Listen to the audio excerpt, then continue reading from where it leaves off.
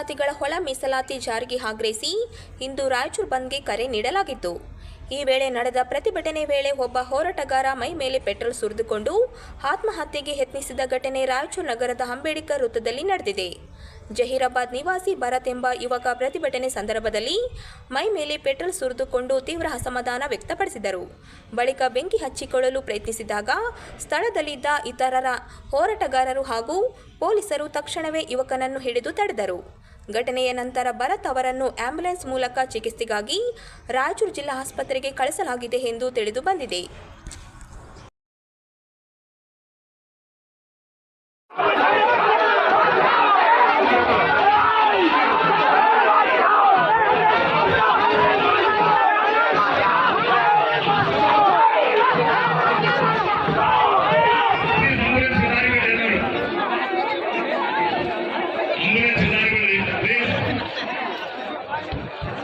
ಮಾನ್ಯ ಜಿಲ್ಲಾ ಪೊಲೀಸ್ ಅಧಿಕಾರಿಗಳು, ಜಿಲ್ಲಾಧಿಕಾರಿಗಳು,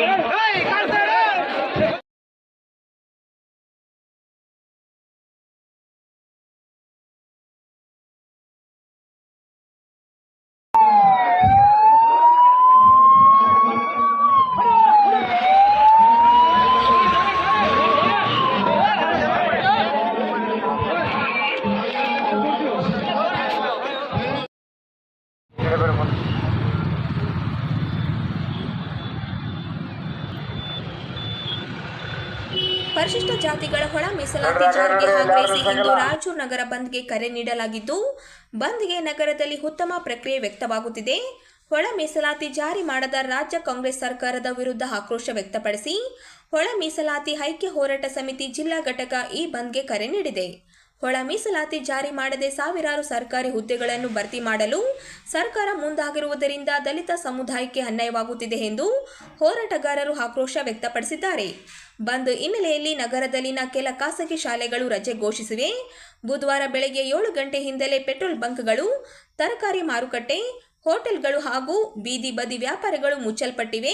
ಇದೇ ವೇಳೆ ಬೆಳಗ್ಗೆಯಿಂದಲೇ ಬಸ್ ಸಂಚಾರ, ಆಟೋ ರಿಕ್ಷಾ ಸಂಚಾರ ಹಾಗೂ ಖಾಸಗಿ ವಾಹನಗಳ ಓಡಾಟವು ಬಹುತೇಕ ಸ್ಥಗಿತಗೊಂಡಿದೆ.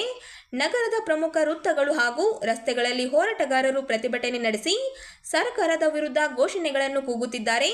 ಒಟ್ಟಾರೆ ಒಳ ಮೀಸಲಾತಿ ಜಾರಿಗೆ ಆಗ್ರಹಿಸಿ ನೀಡಿರುವ ರಾಯಚೂರು ಬಂದ್ ನಗರದಲ್ಲಿ ವ್ಯಾಪಕ ಬೆಂಬಲ ಪಡೆದಿದೆ.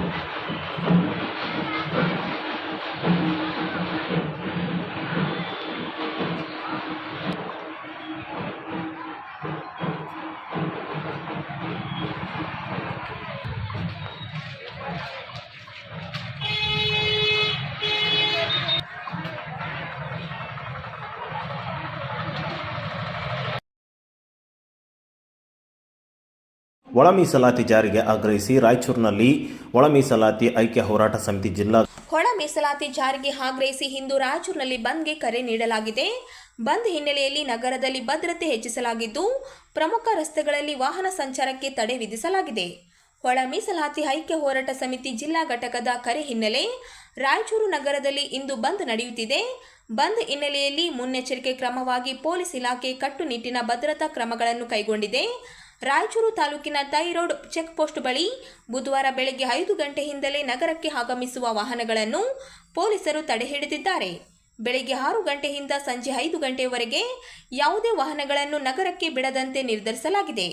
ಇದರಿಂದಾಗಿ ಪ್ರಯಾಣಿಕರು ಹಾಗೂ ವಾಹನ ಸವಾರರು ಸಾಕಷ್ಟು ತೊಂದರೆ ಅನುಭವಿಸುತ್ತಿದ್ದಾರೆ. ರಾಯಚೂರಿಗೆ ಸಂಪರ್ಕ ಕಲ್ಪಿಸುವ 4 ದಿಕ್ಕುಗಳಲ್ಲೂ ವಾಹನ ಸಂಚಾರಕ್ಕೆ ತಡೆ ವಿಧಿಸುವುದರಿಂದ ಸಂಚಾರ ವ್ಯವಸ್ಥೆಯಲ್ಲಿ ವ್ಯತ್ಯಾಸ ಉಂಟಾಗಿದೆ.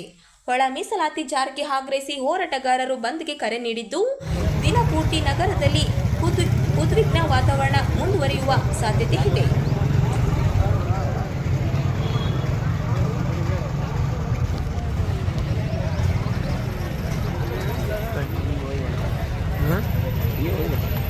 ఎక్కడే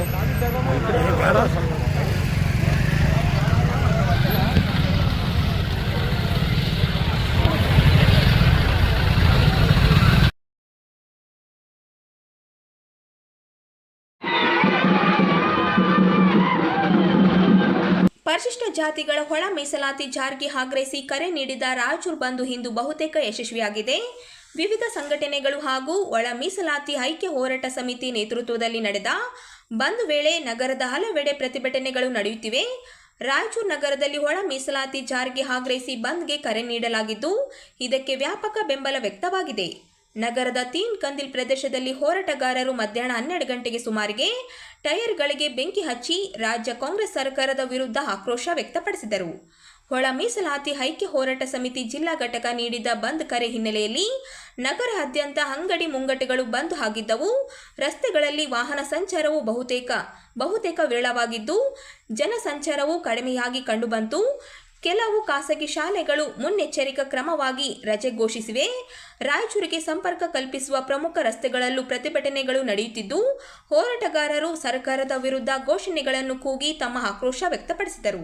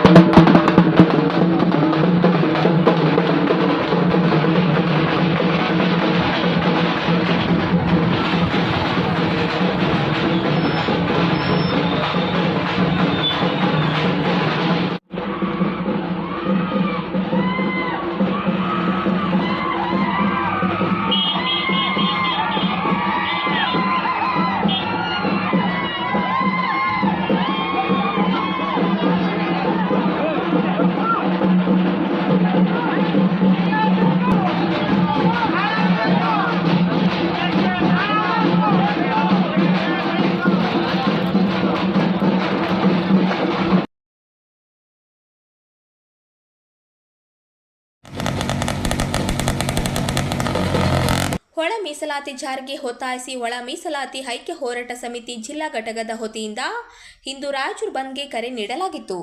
ಬಂದ್ ಹಿನ್ನೆಲೆಯಲ್ಲಿ ಹೋರಾಟಗಾರರು ವಿವಿಧ ರೀತಿಯಲ್ಲಿ ಪ್ರತಿಭಟನೆ ನಡೆಸಿದರು. ಇದರ ಅಂಗವಾಗಿ ಒಂದು ತಂಡವು ರಾಯಚೂರು ನಗರದ ಸ್ಟೇಷನ್ ರಸ್ತೆಯಲ್ಲಿರುವ ಬಾಬು ಜಗಜ್ಜೀವನ್ ರಾಮ್ ಅವರ ಪುತ್ಥಳಿಗೆ ಮಾಲಾರ್ಪಣೆ ಮಾಡಿ ಗೌರವ ಸಲ್ಲಿಸಿತು. ಬಳಿಕ ಸ್ಟೇಷನ್ ವೃತ್ತದಿಂದ ಅಂಬೇಡ್ಕರ್ ವೃತ್ತದವರೆಗೆ ಬೈಕ್ ರ್ಯಾಲಿ ನಡೆಸಿ ಒಳ ಮೀಸಲಾತಿ ಜಾರಿಗೆ ಆಗ್ರಹಿಸಿ ಘೋಷಣೆಗಳನ್ನು ಕೂಗುತ್ತಾ ಸಾಗಿ ಬಂದು ಒಂದು ಮುಖ್ಯ ವೇದಿಕೆ ತಲುಪಿದರು. ರ್ಯಾಲಿಯಲ್ಲಿ ಹೋರಾಟ ಸಮಿತಿಯ ಮುಖಂಡರು ಹಾಗೂ ಕಾರ್ಯಕರ್ತರು ಭಾಗವಹಿಸಿ ರಾಜ್ಯ ಸರ್ಕಾರದ ವಿರುದ್ಧ ಆಕ್ರೋಶ ವ್ಯಕ್ತಪಡಿಸಿದರು. ಒಳ ಮೀಸಲಾತಿ ಜಾರಿ ಮಾಡುವಂತೆ ಆಗ್ರಹಿಸಿ ಪ್ರತಿಭಟನೆ ಮುಂದುವರೆಸಿದರು.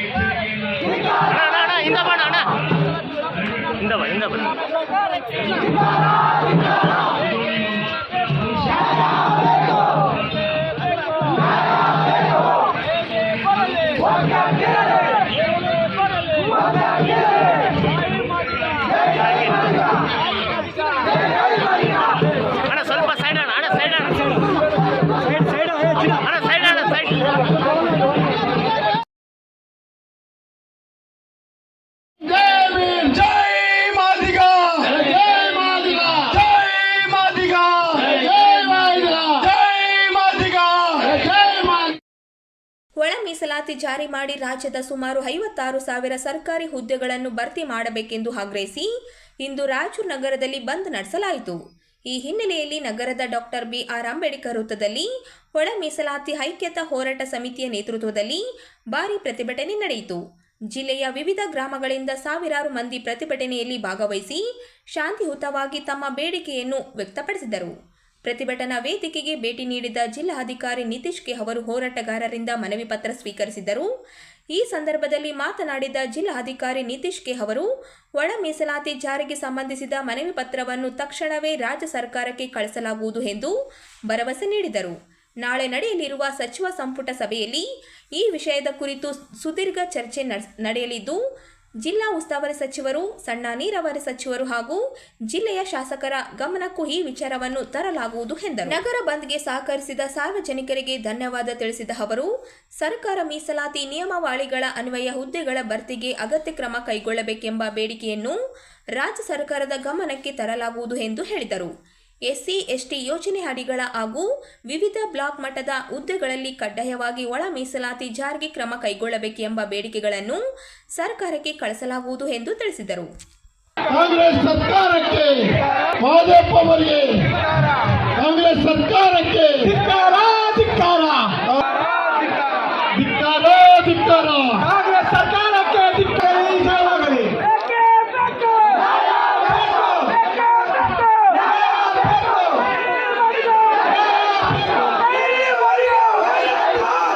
ವಿಧಾನಸೌಧ ಬೆಂಗಳೂರು ಮಾನ್ಯ ಜಿಲ್ಲಾಧಿಕಾರಿಗಳ ಇವರ ಮುಖಾಂತರ ಸನ್ಮಾನ್ಯರೇ, ಒಳ ಮೀಸಲಾತಿ ವಿಧೇಯಕವು ರಾಜ್ಯಪಾಲರ ಸಹಿ ಪಡೆದು ಅನುಮೋದನೆಗೊಂಡಿದೆ ಎಂದು ಸಂತೋಷ ಪಡುವ ಸಂದರ್ಭದಲ್ಲಿ ಒಳ ಮೀಸಲಾತಿ ಅನ್ವಯದಂತೆ 56,000 ಹುದ್ದೆಗಳನ್ನು ಭರ್ತಿ ಮಾಡುತ್ತೇವೆಂದು ಫೆಬ್ರವರಿ 26ರಂದು ಸಚಿವ ಸಂಪುಟ ತೀರ್ಮಾನ ಸಂವಿಧಾನ ಸಾಮಾಜಿಕ ನ್ಯಾಯಕ್ಕೆ ಬಗೆದ ದ್ರೋಹವಾಗಿದೆ.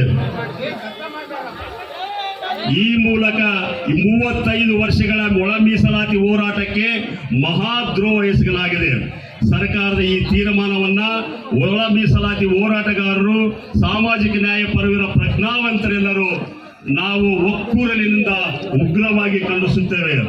ಚುನಾವಣೆ ಪೂರ್ವದಲ್ಲಿ ಸರ್ಕಾರ ಅಧಿಕಾರಕ್ಕೆ ಬಂದ ಮೊದಲನೇ ಅಧಿವೇಶನದಲ್ಲಿಯೇ ಒಳ ಮೀಸಲಾತಿಯನ್ನ ನಮ್ಮ ಸರ್ಕಾರ ಜಾರಿಗೊಳಿಸುತ್ತದೆ ಪ್ರಣಾಳಿಕೆ ಘೋಷಿಸಿತ್ತು. ಚಿತ್ರದುರ್ಗ ಸಮಾವೇಶ ಕೂಡ ಅದೇ ವಿಷಯ ನೀಡಲಾಗಿತ್ತು.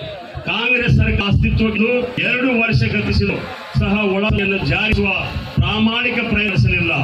ಅಂತಿಮವಾಗಿ ಸರ್ವೋಚ್ಚ ನ್ಯಾಯಾಲಯ ತೀರ್ಪಿನ ನಂತರ ಒತ್ತಡದ ಒತ್ತಡಕ್ಕೆ ಸಂಪುಟದಲ್ಲಿ ಒಳ ಮೀಸಲಾತಿಗೆ ತರೆದು ತಾವಾಗಿ ಒಪ್ಪಿಕೊಂಡು 20 ಆಗಸ್ಟ್ 2025 ಹೊರಡಿಸಿದರೆ 2025 ಚಳಿಗಾಲ ಆದೇಶದಲ್ಲಿ ಶಾಸನ ಕಾಯ್ದೆ ಮಾಡಿಕೊಂಡು ರಾಜ್ಯದಿಂದ ಅಂಗೀಕಾರ ಪಡೆದಿದೆ. ಇಷ್ಟೆಲ್ಲ ಇದ್ದರೂ ಒಳ ಮೀಸಲಾತಿಲ್ಲದೆ ನೇಮಕಾತಿಗಳ ಭರ್ತಿ ಮಾಡುವಂತೆ ಸಚಿವ ಸಂಪುಟ ತೆಗೆದಿರುವುದು ಸರ್ಕಾರ ಆತ್ಮಸಾಕ್ಷಿ ಎಂದು ಸಾಬೀತಾಗ್ತದೆ. ಭಾರತದ ಹಲವಾರು ಪರಿಶಿಷ್ಟ ಜಾತಿ, ಪರಿಶಿಷ್ಟ ಪಂಗಡ ಸಮುದಾಯಗಳ ಸಂಖ್ಯೆಗೆ ಅನುಗುಣವಾಗಿ ಸಂವಿಧಾನಬದ್ಧವಾಗಿ ಮೀಸಲು ಪ್ರಮಾಣ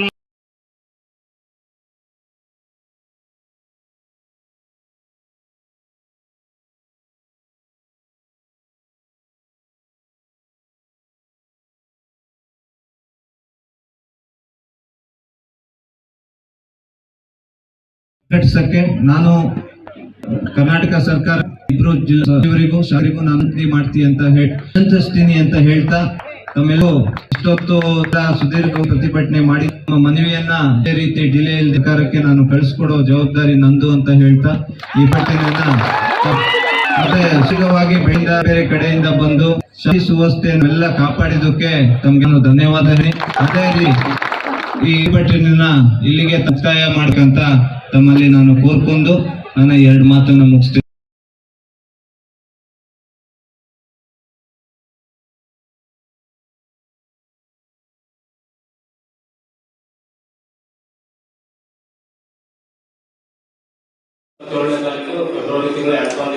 ಬ್ಯಾಗರ ಹೊಲೆಯ ಹಾಗೂ ಮಾಲ ಉಪಜಾತಿಗಳಿಗೆ ಚೆಲುವಾದಿ ಎಂದು ಸಿಂಧುತ್ವ ಪ್ರಮಾಣ ಪತ್ರ ನೀಡಬಾರದೆಂದು ಡಾಕ್ಟರ್ ಅಂಬೇಡ್ಕರ್ ಪಾರ್ಟಿ ರಾಜ್ಯ ಕಾರ್ಯಾಧ್ಯಕ್ಷ ಮಹೇಂದ್ರ ಕುಮಾರ್ ಮಿತ್ರ ಆಗ್ರಹಿಸಿದ್ದಾರೆ. ನಗರದ ಪತ್ರಿಕಾ ಭವನದಲ್ಲಿ ಸುದ್ದಿಗೋಷ್ಠಿಯಲ್ಲಿ ಮಾತನಾಡಿದ ಅವರು, ಬ್ಯಾಗರ ಹೊಲೆಯ ಮತ್ತು ಮಾಲ ಉಪಜಾತಿಗೆ ಸೇರಿದ ಕೆಲವರು ತಹಶೀಲ್ದಾರರಿಗೆ ತಪ್ಪು ಮಾಹಿತಿ ನೀಡಿ ಚೆಲುವಾದಿ ಎಂದು ಪರಿಶಿಷ್ಟ ಜಾತಿಯ ಸಿಂಧುತ್ವ ಪ್ರಮಾಣ ಪತ್ರಗಳನ್ನು ಪಡೆಯುತ್ತಿರುವುದು ಕಂಡುಬಂದಿದೆ ಎಂದು ಆರೋಪಿಸಿದರು. ಇಂತಹ ಪ್ರಮಾಣ ಪತ್ರಗಳನ್ನು ತಕ್ಷಣವೇ ರದ್ದುಪಡಿಸಬೇಕೆಂದು ಅವರು ಒತ್ತಾಯಿಸಿದರು. ಈ ಕುರಿತು ಮಾರ್ಚ್ 10, 2026ರಂದು ಜಿಲ್ಲಾ ಜಾತಿ ಪರಿಶೀಲನಾ ಸಮಿತಿ ಅಧ್ಯಕ್ಷರಿಗೆ ದೂರು ಸಲ್ಲಿಸಲಾಗಿದೆ ಎಂದು ತಿಳಿಸಿದರು. ಜೊತೆಗೆ ಬ್ಯಾಗರ ಹೋಲೆಯ ಮತ್ತು ಮಾಲ ಉಪಜಾತಿಗೆ ಸೇರಿದವರು ತಮ್ಮ ಮೂಲ ಉಪಜಾತಿಯ ಹೆಸರಿನಲ್ಲಿ ಪರಿಶಿಷ್ಟ ಜಾತಿಯ ಪ್ರಮಾಣ ಪತ್ರ ಪಡೆಯಲು ಅವಕಾಶ ನೀಡಬೇಕೆಂದು ಮನವಿ ಮಾಡಲಾಗಿದೆ ಎಂದು ಹೇಳಿದರು. ಅದಕ್ಕೆ ಇವ್ರು ಏನ್ ಮಾಡೋದಂತಂದ್ರೆ ಎಲ್ಲರೂ 1000-2000 ಕೊಟ್ಟು ಮೆಂಬರ್ಶಿಪ್ ಆಗಲ್ಲ. ಸೊ ಮತ್ತೆ ಮಕ್ಕಳದ್ದು ಸ್ಕೂಲ್ ರೆಕಾರ್ಡ್ಸ್ ನಲ್ಲಿ ಕಾಸ್ಟ್ ಕಾಲಮ್ ನಲ್ಲಿ ಏನ್ ಮಾಡ್ತಾರೆ ಅಂತಂದ್ರೆ ಚಲುವಾದಿ ಅಂತ ಬರ್ಸ್ಬಿಟ್ರು. ಸೊ ಇಲ್ಲಿ ಏನಾಗಿದೆ ಅಂತಂದ್ರೆ ಈಗ ನೀವು ತಂದೆ ಮತ್ತೆ ತಾತಂದು ಉಪಜಾತಿ ಹೊರತುಪಡಿಸಿ ಬೇರೆ ಹೊಸ ಉಪಜಾತಿ ಬರ್ಸಿದಂತೆ ಅಂತಂದ್ರೆ ಈ ಸರ್ಕಾರಿ ಹುದ್ದೆಗಳಲ್ಲಿ ನೇಮಕಾತಿ ಆದ್ಮೇಲೆ ಸಿಂಧುತ್ವ ಪ್ರಮಾಣ ಪತ್ರ ಸಲ್ಲಿಸಬೇಕಾಗ್ತದ. ಸೊ ಅಂತ ಸಂದರ್ಭದಲ್ಲಿ ಏನಿರ್ತದೆ ಅಂತಂದ್ರೆ ನೀವು ಈ ಚಲವಾದಿ ಅಂತ ಬರ್ಸಿದ್ರೆ ಅಂತಂದ್ರೆ ನಿಮ್ಮ ತಂದೆ ಮತ್ತೆ ತಾಯಿ ತಾತಂದು ಕುಲ ಚೇಂಜ್ ಆಗ್ಬಿಡ್ತದ. ಸೊ ಆ ನಿಟ್ಟಿನಲ್ಲಿ ಅದು ಪ್ರಾಬ್ಲಮ್ ಆಗಬಾರ್ದು. ಸಿಂಧುತ್ವ ಪ್ರಮಾಣ ಪತ್ರ ಪಡೆಯಲಿಕ್ಕೆ ಅಥವಾ ಕ್ಲಿಯರ್ ಆಗ್ಬೇಕಂತಂದ್ರೆ ನಿಮ್ಮ ತಾತ ತಂದೆ ಏನು ಉಪಜಾತಿ ಇರ್ತದಲ್ಲ ಪರಿಶಿಷ್ಟ ಜಾತಿ ಪಟ್ಟಿಯಲ್ಲಿ ಅದಕ್ಕೆ ಬರ್ಸ್ಬೇಕು. ಮತ್ತೆ ಯಾರ್ಯಾರು ಚಲವಾದಿ ಅಂತ ಬರ್ಸಿದ್ರಲ್ಲ 1 ತಿಂಗಳ ಸಮಯ ಅವಕಾಶ ಇದೆ. ಸಂಬಂಧಪಟ್ಟ ಸಹಾಯಕ ಆಯುಕ್ತ ಅವ್ರ ಹತ್ರ ಹೋಗಿ ಅಪ್ಲಿಕೇಶನ್ ಹಾಕೊಂಡು ಸರ್ ನಮ್ದು ಈಗ ತಪ್ಪಾಗಿ ಬರ್ಸ್ಬಿಟ್ಟಿದ್ವಿ, ನಮ್ಮ ತಾತಂದು ತಂದೆ ಈ ತರ ಇದೆ, ನಮ್ಗೆ ಕ್ಲಿಯರ್ ಕಟ್ ಮಾಡ್ಕೊಡ್ರಿ ಅಂತ ಹೇಳ್ಬೇಕು. ಸೊ ಆ ತರ ಮಾಡಿದ್ರೆ ವಿದಿನ್ 1 ವೀಕ್ ನಲ್ಲಿ ಕ್ಲಿಯರ್ ಕಟ್ ಆಗೋ ಚಾನ್ಸಸ್ ಇರ್ತದೆ. ಮತ್ತೆ ಮುಂದೆ ಅಪಾಯಿಂಟ್ಮೆಂಟ್ ಪಡ್ಕೊಂಡಾಗ ಆ ರೀತಿ ಏನು ಸಮಸ್ಯೆ ಆಗೋದಿಲ್ಲ. ಮತ್ತೆ ನಮ್ದು ಏನಿದೆ ರಾಯಚೂರು ಹೈದರಾಬಾದ್ ಕರ್ನಾಟಕ ಭಾಗದಿದ್ದು ನಿಜಾಮ್ ಕಾಮನ್ ಏರಿಯಾ ಇತ್ತು. ಸೊ ಇದರಲ್ಲಿ ಸೈಯದ್ ಸಿರಾಜುಲ್ ಹಸನ್ ಅವರು ಫೇಮಸ್ ಆಂಥ್ರೋಪಾಲಜಿಸ್ಟ್ ಅವರು ಮಾಲಾದಲ್ಲಿ ಒಟ್ಟು 37 ಉಪಜಾತಿ ಬರೆದಿದ್ದಾರೆ. ಈ ಮಾಲಾದಲ್ಲಿ 37 ಉಪಜಾತಿ ಪೈಕಿ ಚಲವಾದಿ ಅಥವಾ ಮಾಲಾ ಜಂಗಮ ಅಂದ್ರೆ ಮಾಲದಾಸರು ಅಥವಾ ಕೊಲೆಯದಾಸರು ಅವ್ರು ಮಾತ್ರ ಅದು ಚಲವಾದಿ ಅಂತ ವಹಿಸೋದು. ಸೊ ನಮ್ಮ ಇಲ್ಲಿ ಇದೇ ಏರಿಯಾದಲ್ಲಿ ನೋಡಿದ್ರೆ ವೆಂಕಟೇಶ್ವರ ದೇವಸ್ಥಾನ ಇದೆ ಪಕ್ಕದಲ್ಲಿ, ಅವ್ರು ಆಕ್ಚುಲಿ ಚಲವಾದಿ ಅವರು. ಇವ್ರು ಏನು ಒಲೆಯರು ಮತ್ತೆ ಮಾಲಾ ಮತ್ತೆ ಬ್ಯಾಗರ್ ಏನ್ ಚಲವಾದಿ ಅಂತ ಬಳಸಿದಾರಲ್ಲ ಅವ್ರದ್ದು ಜಾತಿನ ಹೈಜಾಕ್ ಮಾಡ್ಕೊಂಡು ಬಳಸಿದ್ದಾರೆ. ಅದು ತಪ್ಪೈತೆ. ಮತ್ತೆ ಅವರಿಬ್ಬರ ಮಧ್ಯದಲ್ಲಿ ಹೆಣ್ಣು ಕೊಡೋದು ತಗೊಳ್ಳೋದಿಲ್ಲ. ಇವ್ರು ಏನಿದಾರಲ್ಲ ಒರಿಜಿನಲ್ ಚಲವಾದಿ ಅವರು, ಇವರು ಮಾಲಾ ಒಲೆಯ ಬ್ಯಾಗರ್ಗ ಗುರುಗಳು, ಧಾರ್ಮಿಕ ಗುರುಗಳು ಈ ಹಿಸ್ಟ್ರಿಯಲ್ಲಿ ನೋಡಿದೆ. ಸೊ ಇದು ಒಂದ್ ಕಡೆ ವರ್ಣಾಶ್ರಮ ಪದ್ಧತಿ ಪ್ರಕಾರ ಅಥವಾ ಸಾಂಪ್ರದಾಯಿಕ ಪ್ರಕಾರ. ಇನ್ನು ಒಂದು ಕಾರ್ಯಕ್ರಮದಲ್ಲಿ ಮಾಜಪ್ಪ ಸಾಹೇಬರು ಮಾತಾಡಿದ್ದಾರೆ. ಅದ್ರ ವಿಡಿಯೋ ಕೂಡ ನನ್ನ ಹತ್ರ ಇದೆ. ಮಾಜಪ್ಪ ಅವರು ಎಲ್ಲಿಯಾದ್ರೂ ಸಿಕ್ಕರೆ ಮಾರಿ ಬಿಡ್ತೀನಂತ ಶಬ್ದವನ್ನು ಬಳಸ್ತಾರೆ ಕೇಶವನಗೌಡ ಸಾಹೇಬರು. ಕೇಶವನಗೌಡ ಸಾಹೇಬ್ರಿಗೆ ನಾನು ಮಾತಾಡಕ್ಕೆ ಇಷ್ಟಪಡ್ತೀನಿ. ಒಬ್ಬ ರಾಜಕಾರಣಿ ಆದವರು ಯಾವತ್ತೂ ಇನ್ನೊಬ್ರಿಗೆ ಆದರ್ಶವಾಗಿ ಹೊರತೋಗಿ ಇನ್ನೊಬ್ರಿಗೆ ದ್ವೇಷವಿತ್ತಂತ ಕೆಲಸ ಯಾವತ್ತೂ ಮಾಡಬಾರ್ದು. ಅದು ಯಾವ ರಾಜಕಾರಣಿಗೂ ಸೂಕ್ತ ಅಲ್ಲ. ಒಬ್ಬ ರಾಜಕಾರಣಿ ಆದವರು ಅವ್ರನ್ನ ನೋಡಿ ಇನ್ನೊಬ್ರು ಯುವಕರು ಕಲಿಯಂತ ಪ್ರತಿಭೆ ಇರಬೇಕು ಹೊರತಾಗಿ ಅವ್ರನ್ನ ನೋಡಿ ಇನ್ನೊಬ್ರ ಹತ್ರ ಜಗಳಾಡಂತ ಮನಸ್ಸಿರಬಾರ್ದು ರಾಜಕಾರಣಿಗಳಲ್ಲಿ. ಹಾಗಾಗಿ ಶಿವಗೌಡ ನಾಯಕರಿಗೆ ನಾನು ಮಾತಾಡಕ್ಕೆ ಇಷ್ಟಪಡ್ತಿದ್ದೀನಿ. ಎಚ್ ಸಿ ಮಾದೇವ ಸಾಹೇಬರು ಸಿಕ್ಕರೆ ಮಾರಿ ಬಿಡ್ತೀವಿ ಅಂತ ಹೇಳಿರಲ್ಲ. ನೀವು ಯಾವತ್ತು ಹೇಳ್ತೀರಿ, ಯಾವ ದಿನಾಂಕದಲ್ಲಿ ಹೇಳ್ತೀರಿ, ಯಾವ ಜಾಗದಲ್ಲಿ ಹೇಳ್ತೀರಿ, ಮಾದೇವಪ್ಪ ಅವ್ರನ್ನ ಕರ್ಕೊಂಬರೋ ಜವಾಬ್ದಾರಿ ನಂದು. ಮಾರಿ ಬಿಡಕ್ಕೆ ನೀವು ಎಂತ ರೆಡಿ ಆಗ್ತೀರಿ ಅಂತ ಹೇಳಿ ಈ ಪತ್ರಿಕೆ ಮುಖಾಂತರ ಅವ್ರಿಗೆ ಹೇಳಕ್ಕೆ ಇಷ್ಟಪಡ್ತೀನಿ. ಶಿವಗೌಡ ನಾಯಕ್ ಸಾಹೇಬ್ರೆ, ಕಳೆದ ಚುನಾವಣೆಯಲ್ಲಿ ಕುಮಾರಸ್ವಾಮಿ ಅವರಿಗೆ ಅವನು ಯಾವ ಕುಮಾರಸ್ವಾಮಿ ಅಂತ ಅವನು ಒಬ್ಬರಲ್ಲ 7 ಜನ ಎಂಟ್ರಿ ಅಂತ ಹೇಳಿದ್ದೀನಿ. ನೀವು ಇವೆಲ್ಲ ಒಳ್ಳೆ ಬೆಳವಣಿಗೆಗಳಲ್ಲ. ಒಬ್ಬ ಆದರ್ಶ ರಾಜಕಾರಣಿಗಳು ಮಾತಾಡಂತ ಮಾತುಗಳಲ್ಲ ಇವು. ನೀವು ಏನೇ ಮಾತಾಡ್ಬೇಕಾದ್ರೆ ಒಂದು ಪ್ರಬುದ್ಧತೆಯಿಂದ ಮಾತಾಡ್ಬೇಕು. ಅದಕ್ಕೆ ನಿಜವಾದ ರಾಜಕಾರಣಿ ಅಂತಾರೆ. ಎಂತ ಮನೆತನದಲ್ಲಿ ಬೆಳಕು ಬಂದಿರಿ ನೀವು. ವೆಂಕಟೇಶ್ ನಾಯ್ಕ ಸಾಹೇಬ್ ಗೈಡ್ ಮನೆಯಲ್ಲಿ ಬೆಳೆದಂತವ್ರು ನೀವು. ಅವ್ರಿಗೆ ನಿಮ್ಗೆ ಯಾಕೆ ಬುದ್ಧಿ ಇಷ್ಟು ವ್ಯತ್ಯಾಸ ಇದೆ? ಅವು ಒಂದು ದಿವಸ ಕೂಡ ಇನ್ನೊಬ್ಬರ ಬಗ್ಗೆ ಯಾವತ್ತೂ ಕೂಡ ವೆಂಕಟೇಶ್ ನಾಯ್ಕ ಸಾಹೇಬರು ಏಕವಚನದಲ್ಲಿ ಮಾತಾಡಿರಲ್ಲ. ಅಷ್ಟು ಪ್ರಬುದ್ಧತೆ ರಾಜಕಾರಣಿ ವೆಂಕಟೇಶ್ ನಾಯ್ಕ ಅಂತ ರಾಜಕಾರಣಿ ನಮ್ಮ ಪಕ್ಷದಲ್ಲಿ ಯಾರು ಇಲ್ಲ ಜಿಲ್ಲೆಯಲ್ಲಿ. ಅಂತ ವೆಂಕಟೇಶ್ ನಾಯ್ಕ ಸಾಹೇಬರು ಗೈಡ್ ಮನೆಯಲ್ಲಿ ಬೆಳೆದಂತವ್ರು ನೀವು ಏಕವಚನದಲ್ಲಿ ಮಾತಾಡಿದ್ರೆ ಅವನಿಗೆ ಮಾರಿಬಿಡ್ತೀನಿ, ಇವನಿಗೆ ಮಾರಿಬಿಡ್ತೀನಿ. ಇವೆಲ್ಲ ಒಳ್ಳೆ ಪ್ರಬುದ್ಧತೆ ಅಲ್ಲ. ಇದು ಒಳ್ಳೆ ರಾಜಕಾರಣಿ ಲಕ್ಷಣ ಅಲ್ಲ. ನೀವು ನಿಜವಾಗ್ಲೂ ಮಾಜಾಪುರಿ ಪಡೆಯೋದು ನಿಮ್ಮಲ್ಲಿ ಶಕ್ತಿ ಇತ್ತಂತಂದ್ರೆ ನೀವು ಯಾವ ಸಂದರ್ಭದಲ್ಲಿ ಹೇಳಿದ್ರು ಕೂಡ, ನೀವು ಯಾವ ಜಾಗದಲ್ಲಿ ಹೇಳಿದ್ರು ನಾನು ಮಾಜಾಪುರ ಕರ್ಕೊಂಬರೋ ಜವಾಬ್ದಾರಿ ನಂದು. ನೀವು ಹೊಡೆಯಕ್ಕೆ ಯಾವತ್ತು ರೆಡಿ ಆಗ್ತೀರಿ? ನೀವು ಮಾಧ್ಯಮ ನಾನು ನಿಮ್ಮ ಚಾಲೆಂಜ್ ಮಾಡ್ತೀನಿ. ನೀವು ಯಾವತ್ತು ರೆಡಿ ಇದ್ರು ಕೂಡ ನಾನು ಕರ್ಕೊಂಬರೋ ರೆಡಿ ಅಂತ ಮಾಧ್ಯಮ ಮುಖಾಂತರ ಹೇಳೋದು ಇಷ್ಟ.